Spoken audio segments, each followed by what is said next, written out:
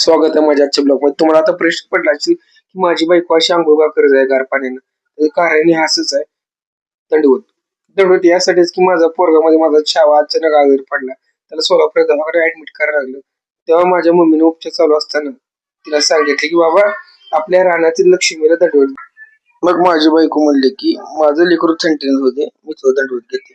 आणि त्याप्रमाणे माझं लेकरू थंडणीत झाले.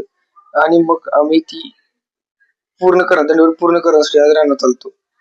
आणि ही काय अंधश्रद्धा नाही, पण श्रद्धा आहे. आणि दंडवटामुळे शास्त्रीय दृष्ट्या ही चांगलं आहे शरीरासाठी, म्हणजे अष्टांग व्यायाम होतो एक प्रकारचा. आणि माणूस किती मोठा झाला तर त्याची पाय जमीन पाहिजे आणि नाळ काय माती जोडलेली पाहिजे.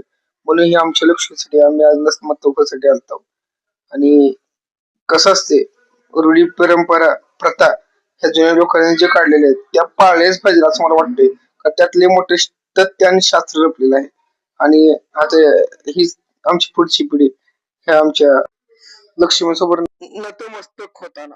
आमचा व्लॉग कसा वाटला, जर आवडलास लाईक करा, सबस्क्राईब करा आणि शेअर करा, फॉलो बी करा.